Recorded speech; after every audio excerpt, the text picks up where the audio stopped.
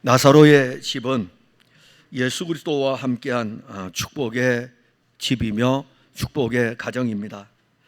이 나사로의 집은 예루살렘에서 그리 멀지 않은 베다니에 있었습니다.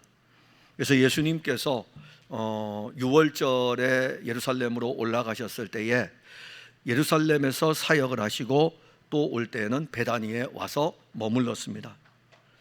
나사로의 누이들이었던 마리아와 마르다는 말할 것도 없거니와 이 나사로도 예수 그리스도의 사랑을 받은 사람입니다. 나사로는 언제 죽을지 모르는 병에 걸려 있었습니다. 나사로의 누이들은 예수님께 사람을 보내서 나사로가 병이 들어 죽어가고 있다는 소식을 전하게 됩니다. 나사로의 누이들이 이 나사로의 이 죽을 병에 대해서 예수님께 알린 것은 예수님께서 오셔서 고쳐주시기를 바라는 그 마음이 간절하였기 때문입니다. 요한복음 11장 21절에 보면 마르다가 예수께 여짜오되 주께서 여기 계셨더라면 내 오라버니가 죽지 아니하였겠나이다. 그러니까 나사로가 죽은 다음에 예수님께서 가신 거예요. 그러니까는 마르다가 이 예수님을 보고 주님이 우리 오라버니가 살아있을 때 왔다면 우리 오라버니가 죽지 아니했을 것입니다 라는 것을 볼 때에 나사로의 누이들은 나사로가 병들었을 때 예수님이 와서 고쳐주기를 바랐던 것을 알 수가 있습니다. 그러나 예수님은 나사로가 병들었다는 소식을 듣고도 이틀 동안 요단강 건너편에서 자기 백성들을 구원하는 사역을 계속하고 있었습니다. 그래서 이미 요단강 건너편에는 많은 사람들이 예수님을 믿었습니다. 그런데 본문에서는 또 대적하는 자들도 일어났습니다. 항상 예수 그리스도의 말씀이 전해질 때에는 어떤 사람들은 그 말씀을 믿음으로 말미암아 구원을 얻는가 하면 어떤 사람들은 여전히 유대 종교에 사로잡혀 가지고 예수님을 거역하고 예수님을 도전하는 일들이 일어나는 것입니다. 그러니까는 우리가 이 요단강 건너편에서 예수님께서 사역을 하실 때에 많은 사람들은 예수를 믿었지만은 또 어떤 사람들은 예수님을 거역하고 예수님을 도전합니다. 그럼에도 불구하고 예수님은 그곳에서 요단강 건너편에서 이틀을 더 지낸 후에 제자들에게 유대로 가자 이렇게 말씀하셔요. 얘들아 이제 유대로 가자. 그러면서 하시는 말씀이 우리 친구 나사로가 잠들었도다. 그러나 내가 깨우러 가노라. 이때 제자들은 예수님이 하시는 이 말씀을 문자 그대로 받았어요. 나사로가 잠들었다고요? 그러면 나사로가 이제는 병에서 노임을 받아 쉴 수 있겠네요. 그런데 그들이 그렇게 생각했을 때 예수님은 다시 제자들에게 말씀하십니다. 나사로가 죽었느니라. 나사로가 죽었느니라. 예수님께서 나사로가 죽었다고 말씀하실 때 제자 중에 도마라고 하는 이 사람이 다른 제자들하고 이렇게 이야기합니다. 우리도 주와 함께 죽으러 가자. 그렇게 말하면서 예수님과 함께 나사로의 집으로 향합니다. 요한복음에서는 예수님께서 하나님의 아들 그리스도라는 사실을 7개의 표적을 통해 가지고 예수님이 하나님의 아들 그리스도라는 이 표적을 통해서 나타내십니다. 그 7개 표적 중에 맨 마지막 표적이 죽은 나사로를 살리는 표적입니다.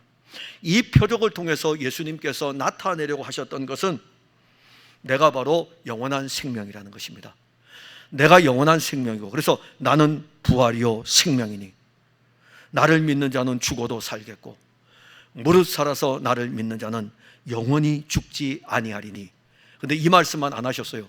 이렇게 말씀하시고 난 다음에 마르다를 향하여 이것을 내가 믿느냐 이렇게 물었어요. 예수님 부활의 생명이고 예수님 영원한 생명입니다. 우리에게도 말씀하십니다. 이것을 내가 믿느냐. 그러면서 또 이 영원한 생명이신 이 예수님께서 나사로의 무덤 앞에 가십니다. 그리고 죽은 지 나흘 된 이 나사로를 향하여 가지고 나사로야 나오라라고 말씀하시면서 영원한 생명일 뿐만이 아니라 그 영원한 생명을 주시는 분이 예수님인 것을 오늘 요한복음 11장에서는 말씀하고 있습니다. 그 영원한 생명이신 하나님의 아들 예수께서 나사로를 향하여 우리 친구 나사로, 우리 친구 나사로, 엄청난 일 아닙니까? 하나님의 아들이시잖아요. 영원한 왕이십니다. 죽으셨다가 부활하셔서 승천하셔서 지금 어디에 계십니까? 하나님 보좌 우편에 계십니다. 영원한 왕으로 계시는 분이셔요. 영원한 왕이 육신을 입고 왔어요. 그 영원한 왕이 육신을 입고 와서 지금 나사로를 향해서 우리 친구 나사로, 엄청난 일입니다. 예수 그리스도는 아버지의 품속에 있는 독생하신 아들입니다. 그렇기 때문에 이 하나님의 아들이 나사로를 부를 때에 우리 친구 나사로라고 부르는 것은 상상할 수 없는 부르는 것입니다. 그래서 오늘 우리가 이 말씀을 볼 때에 주의 영의 인도함을 따라 이 말씀이 우리에게 실제이므로 성령으로 말미암아 우리에게도 실제가 되는 은혜가 있기를 바랍니다. 사실 저는 이 말씀을 오래전에 준비를 했었어요. 그냥 성경을 읽다가 언젠지 모르지만은 그냥 이렇게 받았어요. 내 친구 나사로. 그러다가 그 내 친구 나사로라고 하면서 그 다음에 저를 향해서 야, 내 친구 김 목사, 내 친구 김 목사. 너무 은혜를 받아가지고 이거 언젠가는 설교를 해야 되겠다라고 생각을 했는데 잊어버리고 있었어요. 잊어버리고 있다가 수요 예배 때 제가 찬송을 부르는데 그 찬송 속에서 우리 친구 예수님에 대한 찬송이 나오는 거예요. 그래서 이번 주 설교를 이것을 해야 되겠네 라고 하면서 성경을 보다 보니까 우리 친구, 내 친구. 자, 여러분들에게도 이 말씀을 기록한 주의 영이 이 말씀이 여러분들에게 전해질 적에 내 친구가 우리 예수님이시구나, 예수님이 나를 친구로 부르고 계시구나 라는 그 말씀을 우리가 보려고 합니다. 그러면 먼저는 이 우리 친구 나사로라고 했을 때는 우리라는 이 단어를 볼 때에 한 몸이라는 것이죠. 한 몸. 본문 11절에 보면 이 말씀을 하신 후에 또 이르시되 우리 친구 나사로가 잠들었도다. 그러나 내가 깨우러 가노라. 여기서 우리라는 단어를 썼어요. 근데 저는 받을 때에 내 친구로 받았어요. 내 친구. 근데 우리는 공동체로 지금 같이 있기 때문에 여러분들 한 사람 한 사람에게는 내 친구이고 우리 풍성한 교회 성도들 안에서 볼 때에는 우리 친구. 그래서 우리는 예수님과 그리고 예수님과 함께 하는 제자들을 포함하는 공동체를 이야기합니다. 우리가 읽었던 본문 7절에 보면 그 후에 제자들에게 이르시되 유대로 다시 가자 하시니, 즉 하나님의 아들 그리스도 예수께서 그 하시는 사역이 지금 마지막을 향해서 가고 있습니다. 그래서 예수님은 마지막 유월절을 지키기 위해서 유대를 거쳐서 예루살렘을 향하려고 합니다. 그래서 잠시 동안 요단강 건너편에 계시면서 그곳에서 많은 사람들이 믿음이 있도록 하셨고, 그리고 이제 들어오게 되면 유대로 와서 예루살렘으로 들어가시게 됩니다. 예수님은 나사로가 죽은 것을 아시기 때문에 자기와 함께한 제자들에게 이렇게 말씀하는 거예요. 유대로 다시 가자.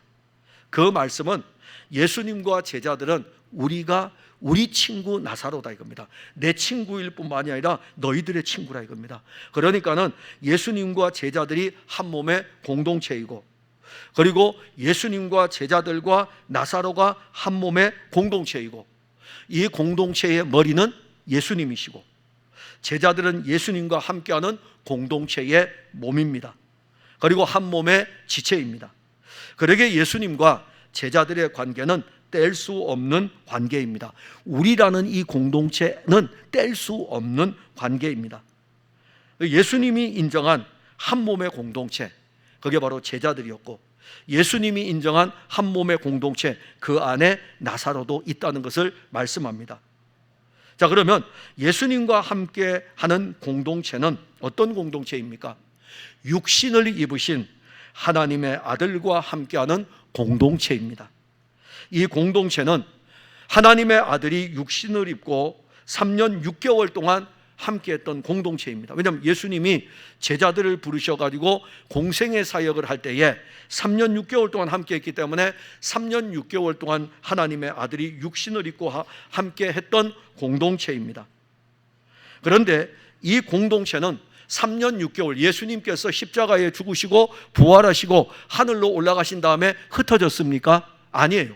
흩어지지 않았습니다. 오히려 이 공동체는 성령이 오심으로 말미암아 영원한 생명의 공동체로 있는 것입니다.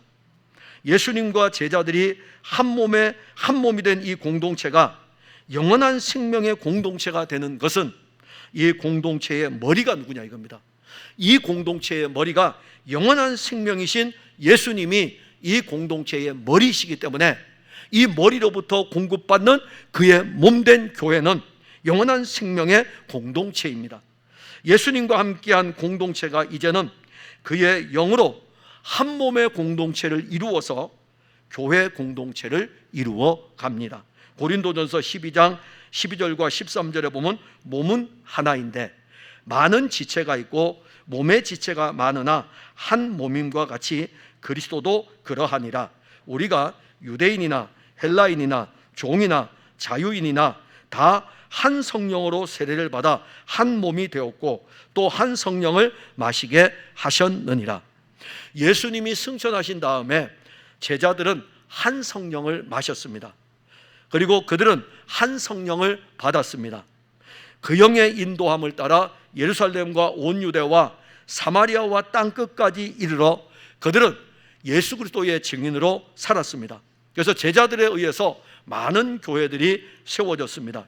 특히 고린도에는 바울이라고 하는 사람에 의해서 교회가 세워졌습니다. 그래서 바울은 그 세운 교회를 향하여 편지를 할 때에 한 몸의 교회, 한 지체라는 것을 분명하게 언급을 하였습니다. 그리고 제자들에 의해 세워진 모든 교회의 성도들은 같은 영으로 세례를 받았다. 같은 영, 하나님의 영으로 세례를 받은 것, 그리고 같은 영을 받았다라고 말씀합니다. 그러면 같은 영을 받았기 때문에 이제부터는 유대인도 아니고 헬라인도 아니고 한 몸이라는 것입니다. 그러면 이 영을 유대인도 받게 되고 하나님의 영을 헬라인도 받게 되고 하나님의 영을 도 받게 되고 하나님의 영을 그의 종들도 받게 되고, 그러니 하나님의 영을 받은 모든 사람들, 종도 자유자도 상전도 주인도 모두가 다 하나의 영을 받았기 때문에 한 몸의 공동체이고, 유대인도 그 영을 받았기 때문에 헬라인도 그 영을 받았기 때문에 이방인도 그 영을 받았기 때문에 모두가 다 한 몸의 공동체인 것입니다. 그래서 예수님은 성령으로 이루어질 이 일을 아시기 때문에 우리 친구 나사로라고 하면서 나하고 제자들 3년 6개월 동안 다닌 제자들하고 그 다음에 베다니의 병들어 죽게 되는 이 나사로를 한 몸이라고 말씀하는 것입니다. 교회는 예수를 그리스도로 고백하는 성도들이 모인 공동체입니다. 그러니까 우리 풍성한 교회뿐만이 아니라 지상에 존재하는 모든 경건한 교회들은 예수를 그리스도로 고백하는 성도들이 모인 공동체입니다. 그리고 교회 안에 있는 구성원들은 성령으로 세례를 받고 성령을 마신 성도들이 모인 공동체입니다. 우리 모두는 성령을 받았고 이 성령 안에서 한 몸의 공동체인 것입니다. 그러기에 교회의 머리가 누구입니까? 그래서 교회의 머리가 목사가 아니고, 교회의 머리가 장로가 아니고, 교회의 머리는 예수 그리스도입니다. 교회 공동체는 예수를 그리스도로 고백하는 성도들이 한 몸을 이루는 곳입니다. 그런데 공동체 안에는 별별 사람들이 다 있죠. 우주적 교회 공동체를 하나로 볼 때에 이 우주적 교회 하나의 그리스도가 머리인 이 우주적 교회를 보게 되면 온 세상 다양한 민족들이 그 교회 공동체 안에 있습니다. 직업으로 보면 어떻습니까? 직업으로 보더라도 교회 안에는 다양한 직업을 가진 사람들이 한 몸을 이루고 있습니다. 성별로 볼 때 어떻습니까? 남자와 여자가, 남자도 아니고 여자도 아니고, 갈라디아 교회 편지를 보낼 때는 남자도 아니고 여자도 아니고 우리는 그리스도로 옷 입었느니라. 나이가 많고 적음을 볼 때에도 교회는 이 모든 것을 그리스도로 연합한 한 몸의 교회임을 증거하고 있습니다. 각자가 받은 은혜는 다릅니다. 각자가 받은 은사도 다릅니다. 각자가 받은 달란트도 다릅니다. 그러나 이 모든 것을 주신 분은 누구입니까? 한 분, 예수 그리스도입니다.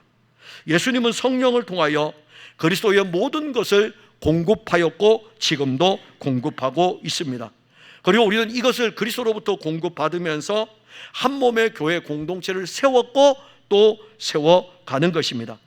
예수님은 자기가 데리고 다녔던 제자들에게 우리 친구 나사로가 잠들었도다, 우리 친구 나사로가 잠들었다고 하신 말씀은 우리는 한 몸의 공동체이며 이 한 몸의 공동체에 참여하기 위해서 우리 친구 나사로가 잠들었으니까 우리가 유대로 가자라고 말씀하시는 것입니다. 그러기에 한 몸의 공동체는 혼자가 아닙니다. 함께 세워지는 그리스도의 몸입니다.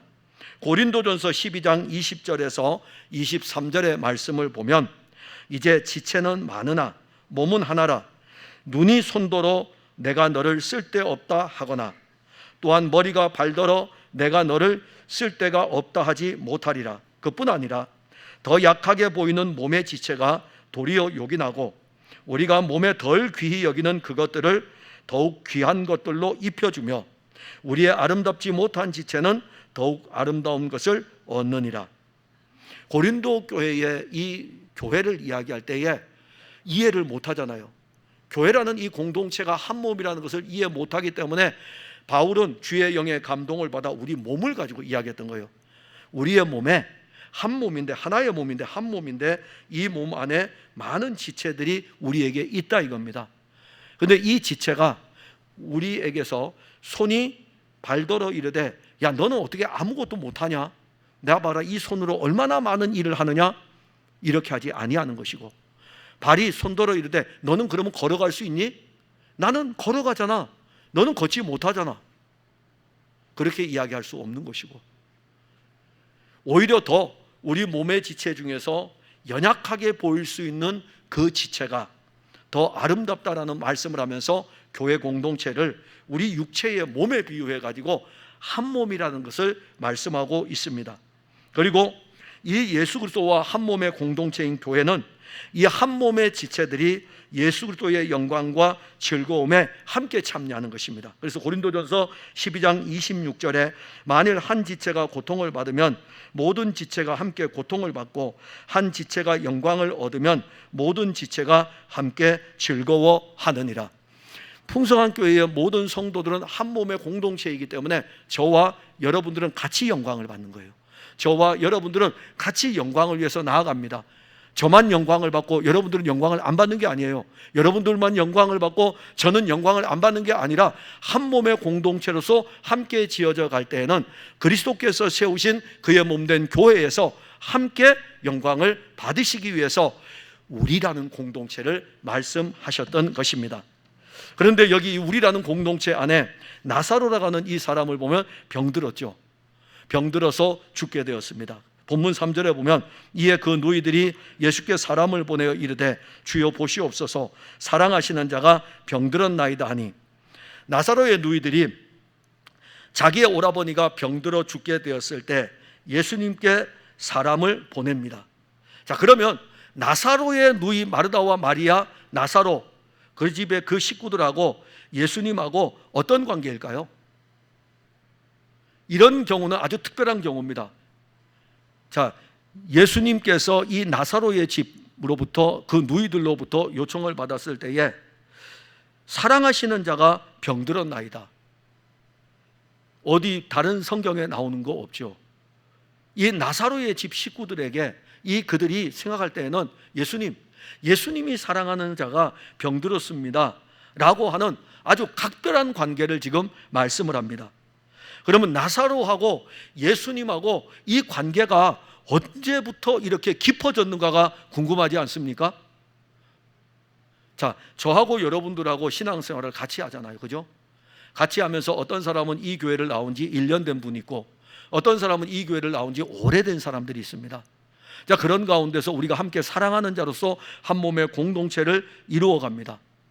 근데 처음 교회에 등록한 사람은 아직은 우리의 관계가 그리스도 안에서 사랑의 관계의 깊이까지는 모르죠. 왜냐하면 그분을 모르기 때문에 서로 함께 세워져 가면서 함께 찬송하며 예배드리면서 한 몸의 교회로 세워지는 과정 속에서 우리가 가지고 있는 그리스도의 사랑을 한 몸의 교회로 함께 나눌 때에 사랑하는 자다라는 것을 우리가 나타낼 수가 있는 것 아닙니까? 그럼 예수님하고 이 나사로의 집하고는 언제부터 이 관계가 시작이 되었을까? 누가복음 10장 38절에 보면은 그들이 길을 갈 때에 예수께서 한 마을에 들어가시매 마르다라 이름하는 한 여자가 자기 집으로 영접하더라. 이게 예수님과 나사로의 집과의 처음 관계입니다. 예수님께서 전도하러 다니시는데 전도하러 다니다가 한 마을에 들어가셨어요. 한 마을에 들어갔는데 그 마을에 마르다라고 하는 여자가 있는데 이 마르다가 이 전도하러 온 이 예수님을 자기 집으로 영접을 했습니다. 자기 집으로 영접하고 난 다음에 첫 대면이잖아요. 첫 대면인 것입니다. 첫 대면에 자기 집으로 영접하고 난 다음에 마르다는 이 예수님을 위해서 음식을 만들어 가지고 예수님을 대접을 합니다. 마리아는 예수님의 발치에 앉아가지고 예수님의 말씀을 듣고 있습니다. 이게 첫 만남입니다. 예수님과 나사로의 집 식구들이 처음 만난 장면입니다. 그리고 난 다음에 그 장면이 안 나와요. 그 다음은 사건이 진행이 되다가 이 공생의 사역의 마지막 시간이 다가올 때에 예수님과 나사로의 집 관계가 어떤 관계까지 진전이 되는지를 알려주는 말씀이 바로 본문의 말씀입니다. 처음에 만났을 때에는 마르다가 자기 동네에 온 예수님을 자기 집으로 영접해가지고 예수님을 위해서 음식을 만들고 예수님은 거기에서 말씀을 하고 있고 마리아는 그 말씀을 듣고 있는 이 관계가 이제는 오늘 본문에 왔을 때에는 어떤 관계까지 오게 되냐면은 처음 만났을 때의 관계에서 볼 수 없었던 영적인 진전을 우리가 볼 수가 있습니다. 마리아와 마르다가 자기 오라버니가 병들어 죽게 되었을 때 사람을 예수님께 보냅니다. 그때 그들은 마르다와 마리아는 사람을 보내면서 예수님에게 사랑하시는 자가 병들었나이다. 주께서 사랑하시는 자가 병들었나이다. 그러면 이제 예수님과 나사로의 집 사람들의 관계는 어떤 관계입니까? 서로 사랑하는 관계인 것입니다. 처음에 대면이 있었고 그 다음에는 장면이 없어요, 성경에. 그런데 오늘 본문이 이제 언급이 될 때에는 어디까지 진전이 되어 있냐면 단순하게 만나는 관계가 아니라 사랑하는 관계까지 영적으로 진전이 되어 있는 것을 우리는 알 수가 있습니다. 예수님은 마르다와 마리아 그리고 나사로를 처음부터 지금까지 계속해서 사랑해 왔습니다. 이것은 우리가 볼 때에는 어떤 인간적인 관계에서의 접촉점이 있어가지고 사랑의 진전이 있었느냐? 그는 마르다와 마리아 편에서 교통하는 관계이고, 육신을 입고 이 땅에 오신 하나님의 아들 그리스도 예수는 영원전부터 나사로를 사랑하신 그 사랑을 가지고 육신을 입고 와서 처음 만날 때에도 사랑하시고, 그리고 지금 공생의 사역을 마치는 이 시간까지도 생명의 교통을 하면서 여전히 사랑하고 있다는 것을 말씀하는 것입니다. 이게 원문의 내용이에요. 원문의 내용은 이전부터 시작해서 지금까지 사랑하고 있다는 것입니다. 변함없는 사랑이죠. 그러면 나사로가 예수님에게 어떠한 것들을 한 것이 있습니까? 없어요. 조건 없는 사랑입니다. 그리고 그 사랑은 예수님으로부터 시작된 사랑이기 때문에 계속되고 있는 사랑입니다. 나사로가 병들어 죽게 되었어도 여전히 예수님은 나사로를 사랑하고 있습니다. 예수님의 사랑이 어떠한 사랑인지 이제 우리는 알아야 됩니다. 그 사랑이 영원한 사랑이고, 그 영원한 사랑이 지금 나사로, 그 사랑하시는 자 나사로, 그 사랑이 실제가 되는 것을 아는데, 요한복음 15장 9절에 보면 아버지께서 나를 사랑하신 것 같이 나도 너희를 사랑하였으니. 그럼 아버지가 아들을 어떻게 사랑했느냐? 아버지가 예수님을 어떻게 사랑했느냐? 그 말씀을 할 때에 아버지로부터 아버지와 아들이 있다면은 이 아들이신 그리스도가 아버지의 품속에 있는 것입니다. 아버지의 품속에 있는 독생하는 아들이 육신을 입고 이 땅에 오신 것이 요한복음의 시작인 것입니다. 아버지의 품속에 있는 독생하신 아들이에요. 그러면 아버지의 품속에 있는 아들이라면은 아버지가 얼마나 사랑할까요? 모성이 왜 강한지 아십니까? 아버지의 사랑보다 어머니의, 우리가 육신을 입고 살 때에 아버지보다 어머니 사랑이 더 크죠. 왜 그럴까요? 어머니의 품속에 아이를 품고 있었기 때문에 그래요. 어머니의 품속에 아이를 10달 동안 품고 있었기 때문에 이 10달 동안 품고 있던 이 아들이, 이 아이가 탄생을 했을 때에 어머니는 이 아이를 사랑할 수밖에 없고, 어머니는 이 아이를 위해서 모든 것을 다 주는 것이 어머니가 아이를 품고 있었기 때문이에요. 그런데 아버지는, 영원하신 하나님 아버지는 이 독생하신 아들을 얼마나 품었을까요? 10달을 품었을까요? 10년을 품었을까요? 100년을 품었을까요? 영원 전부터 영원까지 품으신 하나님의 아들을 하나님 아버지께서 그 품속에 두고 계셨기 때문에 그 사랑을 우리가 어떻게 말할 수 있겠습니까? 땅에서 육신을 입고 사는 우리들에게 가장 귀한 사랑이 어머니의 사랑이라고 한다면, 그 어머니가 자녀를 10달을 품어가지고 낳았을 때에 그 자녀를 향한 사랑에도 그렇게 큰데, 하물며 영원 전부터 이 아들을 품고 있었는데 아버지께서 나를 사랑하신 것 같이 아버지께서 아들을 얼마나 사랑하시겠습니까? 그런데 그 사랑에 견주어서 예수님 말씀하실 때에 아버지께서 나를 사랑하신 것 같이 나도 너희를 사랑하노라. 얼마나 놀랍습니까? 영원 전부터 품고 있던 그 사랑을 가진 그 사랑이 이제는 제자들을 향해 가지고 나도 너희를 사랑하노라. 요한복음 3장 16절에 하나님이 세상을 이처럼 사랑하사, 하나님 아버지께서, 여기 이 세상이라는 단어는 코스모스라는 단어예요. 코스모스라는 단어는 인간을 가리킵니다. 이게 우리가 사는 세상이기도 하지만 더 좁게 말하면 우리들을 가리켜요. 하나님이 우리들을 이처럼 사랑하사 아버지 품속에 있는 독생자를 주셨으니 이는 저를 믿는 자마다 멸망치 않고 영생을 얻게 하려 하심이라. 하나님 아버지의 사랑은 그의 아들 그리스도 예수를 통해서 우리에게 나타났고, 하나님의 아들 예수는 아버지께서 아들을 사랑하신 것 같이 자기 백성들을 사랑하십니다. 나사로는 병들어 죽게 되었습니다. 나사로는 어떻게 보면 나사로는 한 몸의 교회를 세워가는데 거치는 돌이에요. 왜냐하면 병들어 죽게 됐잖아요. 12제자는 그래도 건강한 육체를 가지고 있고 지금까지 따라왔지만은, 아니 한 사람을 딱 보니까 이 나사로는 지금 병들어 죽게 되었습니다. 우리가 볼 때는 이 나사로는 한 몸의 교회를 세워가는데 거치는 돌이 될 수 있지 않습니까? 그러나 예수님은 이 나사로가 병들기 전부터 사랑하였고, 나사로가 병들어 있어도 그 사랑은 변함이 없었습니다. 이 나사로의 사건이 요한복음 11장에 나옵니다.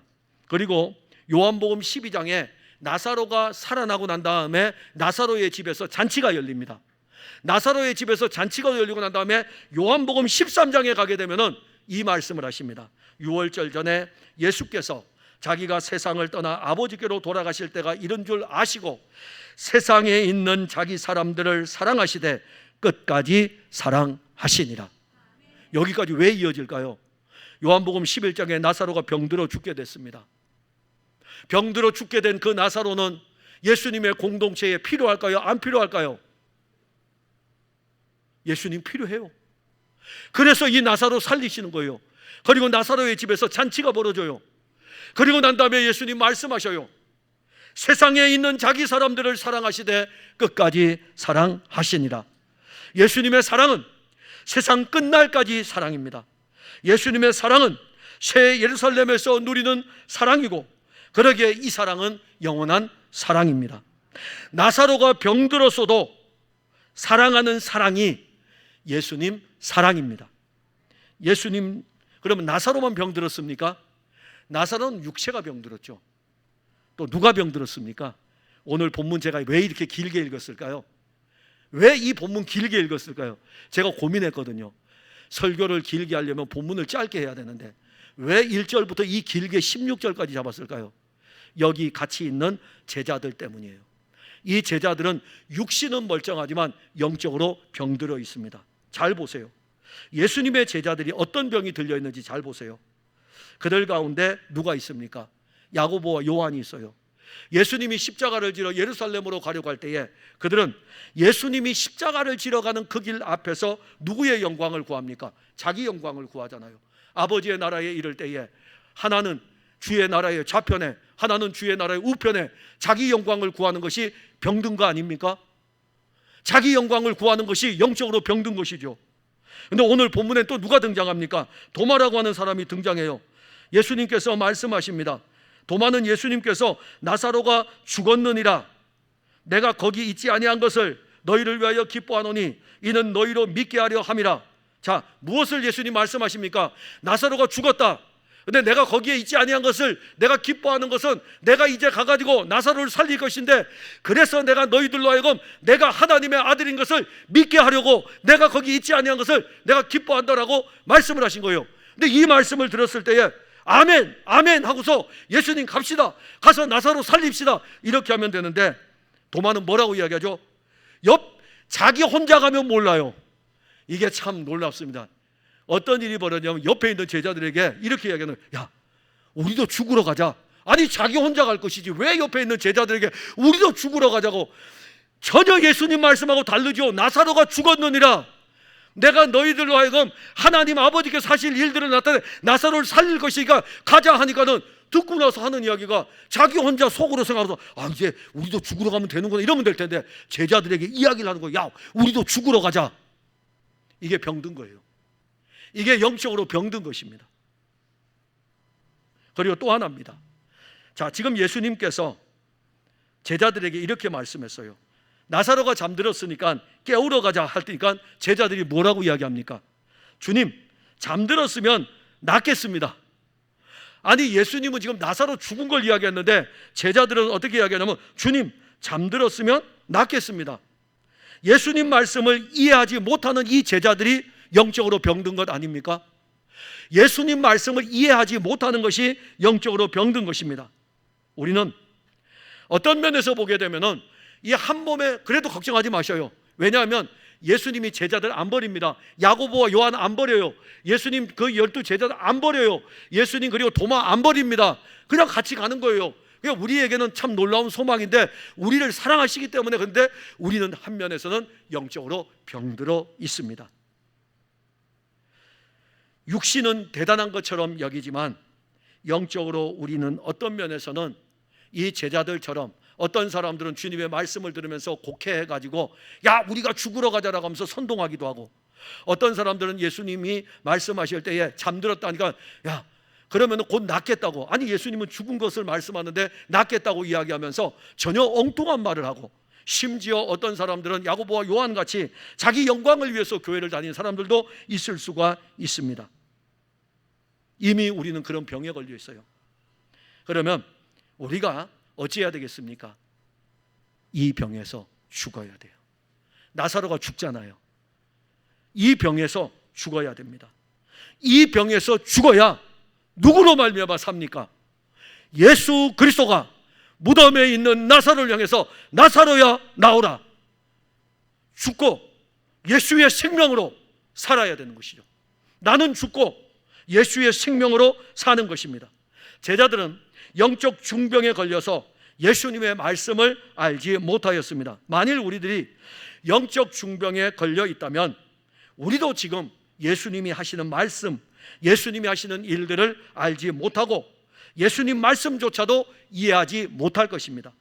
그럴지라도 우리는 예수님께로부터 사랑을 받는 자들입니다. 그러면 우리가 사랑을 받는 자들이기 때문에 주님은 우리를 살려주시는 것이죠. 그래서 오늘 세 번째가 새 생명을 받는 장면입니다. 본문 11절에 보면 이 말씀을 하신 후에 또 이르시되 우리 친구 나사로가 잠들었도다. 그러나 내가 깨우러 가노라. 여기 이제 잠들었다는 단어가 아주 중요합니다. 그래서 오해하는 거예요. 그래서 알지 못하는 것입니다. 잠들었다는 단어 헬라어로 사용할 때는 코이마오입니다. 그러니까 우리는 이해 못하는 거예요. 우리는 이해 못하지만은 헬라어로 이 말씀이 기록될 때 코이마오로 기록했습니다. 그러면 이 말씀은 어떤 의미가 있냐면은 잠들었다는 의미가 있어요. 그런데 유대인들이 이 말씀을 사용할 때는 잠들었다는 이 표현을 은유적으로 사용하면서 죽었다라는 표현을 쓰는 것입니다. 그러니까 유대인들이 코이마오 이렇게 할 때는 야, 그 친구가 잠들었어. 근데 그 의미 안에는 죽었다는 의미입니다. 예수님 그 단어를 쓰신 거예요. 코이마오라는 단어를 썼습니다. 예수님의 제자들은 이 코이마오를 어떻게 받았냐면 잠들었다는 것을 문자적으로만 받은 거예요. 아, 이제 병들었다가 잠이 들었구나 이렇게 문자적으로 보았는데, 예수님은 원래 이 코이마오를 사용할 때에 문자적으로 잠든 것을 이야기한 것이 아니라 은유적 표현을 사용해 가지고 예수님께서는 나사로가 코이마오 죽었다 이겁니다. 그런데 제자들은 알지 못하는 것. 그래서 14절에서는 이 말씀을 이해하지 못하는 제자들에게 예수님이 직접적으로 이렇게 말씀하셔요. 코이마우를 써도 이해하지 못하니까 예수님께서 직설적으로 말씀하십니다. 나사로가 죽었느니라. 나사로가 잠들었으니 라고 하니까 이해를 못하니까, 은유적으로 사용하니까 이해를 못하니까 나사로가 죽었느니라. 그리고 예수님 이렇게 말씀하십니다. 유대로 가자. 유대로 가자. 이 표현 안에 지난주에 제가 설교를 할 때 말씀드렸죠. 예수님이 여리고로 지나가시더라. 가야 할 이유는 삭개오 구원. 예수님이 사마리아로 지나가셔야 됩니다. 왜 그렇습니까? 사마리아의 여인을 구원하기 위해서. 여기 본문에 유대로 가자. 왜 가십니까? 나사로 때문이에요. 나사로 때문에. 예수님께서 유대로 가시는 목적이 여기에 있습니다. 죽은 나사로를 살리기 위해 예수님은 유대로 가시는 것입니다. 이렇게 예수님의 걸음은 하늘 영광 보좌에서 이 땅에 내려올 때에도 그냥 내려온 것이 아니에요. 이 세상 내려와서 이 세상 창조 세계가 얼마나 아름다운지 구경하기 위해서 오신 걸음이 아니고, 자기 백성을 죄에서 구원하기 위해서 하나님의 아들이 육신을 입고 이 땅에 오신 것입니다. 그리고 자기 백성을 죄에서 구원하고 난 다음에 이 백성과 함께 영원히 함께 있기 위해서 하나님의 아들이 육신을 입고 오신 것입니다. 그 일을 위해서 육신을 입으신 예수님이 33년 동안 걸으셨던 그 걸음은 자기 백성을 구원하는 걸음이었고, 그 자기 백성 가운데 한 사람이 바로 죽은 나사로였던 것이에요. 이 나사로를 살리기 위해서 유대로 가자라고 말씀하셨던 것입니다. 그리고 11절에 이 말씀을 할 때 내가 깨우러 가노라. 내가 깨우러 간다는 것은요, 죽었으니 내가 그를 살려야 되겠다. 예수님께서 나사로를 깨우러 가는 것은 죽은 나사로에게 영원한 생명을 주기 위함입니다. 제자들은 이 말씀을 알지 못하였습니다. 왜 그랬을까요? 제자들은 말씀을 들을 때에 문자의 한계에 갇혀 있었어요. 문자의 한계에 갇혀 있다 보니까 문자의 한계 이상의 너머를 보지 못했던 것입니다. 제자들은 예수님이 나사로를 깨우러 간다고 했을 때 주여 잠들었으면 낫겠나이다 한 것을 우리가 주목해야 돼요. 예수님과 제자들이 서로 교통하지 못하는 영적 상황을 13절에서 이렇게 증거합니다. 예수는 그의 죽음을 가리켜 말씀하신 것이나 그들은 잠들어 쉬는 것을 가리켜 말씀하신 줄 생각하는지라. 즉 코이마오를 문자적으로 해석한 제자들은 육신의 한계 안에 갇혀 있는 그리스도인입니다. 이러한 그리스도인은요, 그리스도가 하시는 일이 생명의 일인 것을 보지 못하고 문자에만 매여 있을 뿐입니다. 영원한 생명은 문자에 매여 있는 것이 아닙니다. 이 문자를 통하여 가지고 주의 영은 우리에게 영원한 생명을 공급하는 것입니다. 예수님은 나사로가 병들었다는 이야기를 들었을 때 그가 사랑하는 자임에도 불구하고 이틀이 더 지나서 가게 됩니다. 이미 나사로는 죽었어요. 그런데 왜 나사로가 죽은 뒤에 나사로에게 갔을까요? 나사로를 통해서 받으실 하나님 아버지가 받으실 영광과 그 다음에 하나님 아버지의 품속에 있는 독생하신 아들이 육신을 입고 왔기 때문에 하나님의 아들이 받을 영광입니다. 4절에 보면 예수께서 들으시고 이르시되 이 병은 죽을 병이 아니라 하나님의 영광을 위함이요 하나님의 아들이 이로 말미암아 영광을 받게 하려 함이라 하시더라. 나사로가 병들었다는 소식을 듣고 예수님이 나사로의 집에 이르렀을 때에는 나사로가 장사 지내 무덤에 들어간 지 며칠이 지났죠? 나흘이 되었습니다. 완전히 죽은 것입니다. 완전히 죽은 거예요. 무덤에 장사 지낸 지 나흘이 되었습니다. 그런데 예수님은 나사로의 무덤에 와서 이렇게 말씀하십니다. 아버지요, 내 말을 들으신 것을 감사하나이다. 항상 내 말을 들으시는 줄을 내가 알았나이다. 그러나 이 말씀을 하옵는 것은 둘러선 무리를 위함이니 곧 아버지께서 나를 보내신 것을 그들로 믿게 하려 함이니이다. 자, 어떤 말씀을 할까요? 무덤 앞에서 예수님이 기도하시는 거예요. 이제 어떤 말씀을 이제 하실 거예요. 이 말씀을 하옵는 것은 둘러선 무리를 위함입니다. 왜 그럴까요? 예수님은 영원한 생명이셔요. 예수님은 영원한 생명이기 때문에 이 생명을 살리는 일을 예수님이 지금 나사로 한 사람만 살립니까? 나인성 과부의 아들도 살리셨는데요. 예수님 다 하실 수 있는데요. 무덤에 들어가 있어도 살릴 수 있는데요. 그런데 왜 예수님 이 기도하실까요? 이 말씀을 하옵는 것은 둘러선 무리를 위함입니다. 우리 때문에 나사로를 살리는 것을 보여주는 거예요. 우리 때문에 나사로를 살리는 걸 보여주지, 우리가 이 말씀을 보면서 와, 예수님 정말 대단하네, 예수님이 죽은 자를 살렸대. 아니, 예수님 그거 하고도 남아요. 왜 이 말씀 보여주냐면은 우리 때문이라고요. 그리고 예수님께서 말씀하실 때에 내가 지금 어떤 말을 할 텐데 이 말씀을 하는 것은 둘러선 무리를 통해 무리에게 아버지께서 나를 보내신 것을 믿게 하려 함이니이다. 그리고 이 말씀을 하신 다음에 예수님 무덤을 향해서 뭐라고 말씀했을까요? 이 말씀을 하는 것은 예수님이 이 말씀을 던집니다. 나사로야 나오라. 그러면 이 말씀을 하는 것은요, 둘러선 무리들이 무덤에 들어가 있는 죽은 지 나흘 된 나사로를 지금 과연 이 장면을 보면서 어떤 일이 벌어질까요? 둘러선 무리들이 예수님의 입에서 다른 말씀 하나도 없어요. 나사로야 나오라. 그럼 둘러선 무리들이 다 그 광경 보고 있을 거 아닙니까? 그리고 나사로야 나오라라는 이 말씀을 던졌을 때에 지금 사람들은 그 장면을 보면서 나사로가 나오는 것을 다 볼 거 아닙니까? 수족이 메인 채로 동여 나오는 것을 보고 있을 거 아닙니까? 예수님 수족을 동여맨 거 못 풀 것 같아요? 아니, 죽은 자도 살렸는데 왜 못 풀겠어요? 그런데 예수님은 나오라고만 말씀하고 수족이 매여 있으니까는 가서 풀어주라고 이렇게 말씀하십니다. 보라 이겁니다. 너희들 보고 너희들도 가서 그 시체가 들어가 있던 그 시신이 살아서 나오는 것을, 그 둘둘둘 가만히 있는 것을 너희들이 다 풀어주라 이겁니다. 풀어놓아서 다니게 하라 이겁니다.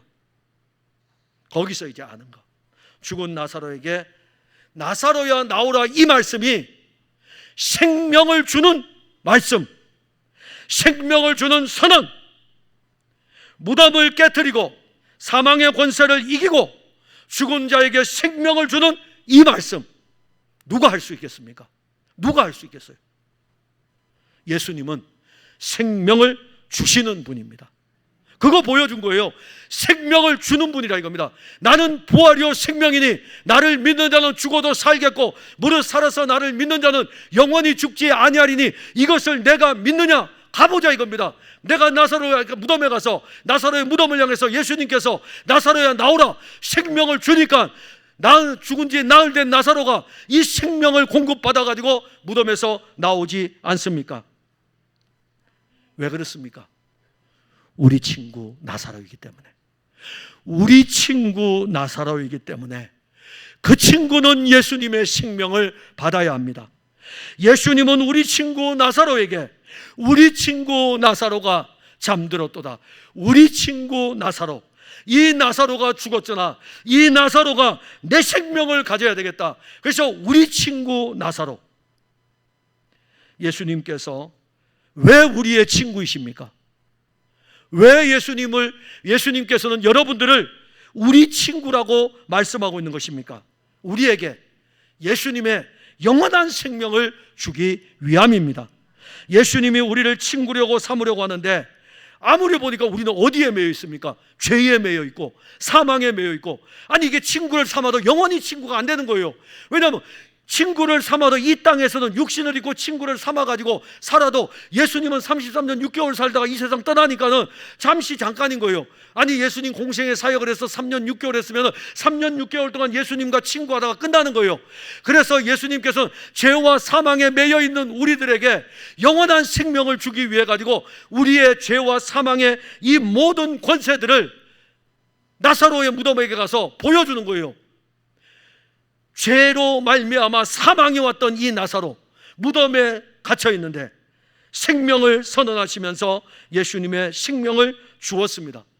그리고 예수님은 죄와 사망에 매여 있는 우리들에게 영원한 생명을 주어가지고 우리 친구 나사로, 너하고 나하고는 영원한 생명을 가진 친구다.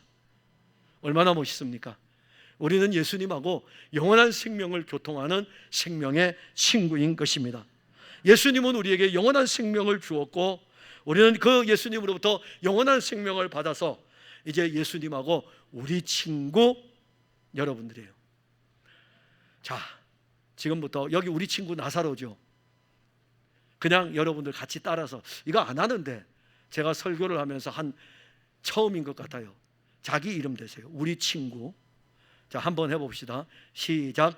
우리 친구 김성만. 아니에요? 우리 친구 나사로잖아요. 영원한 생명의 친구. 저에게 김성만, 너는 나하고 영원한 생명의 친구야. 내가 너에게 생명을 주었어. 예수님은 우리에게 영원한 생명을 주기 위해 우리의 죄와 사망을 자신이 친히 십자가로 가져가신 것입니다. 예수님은 우리에게 영원한 생명을 주기 위해 사흘 만에 부활하시고 그 생명을 주었습니다.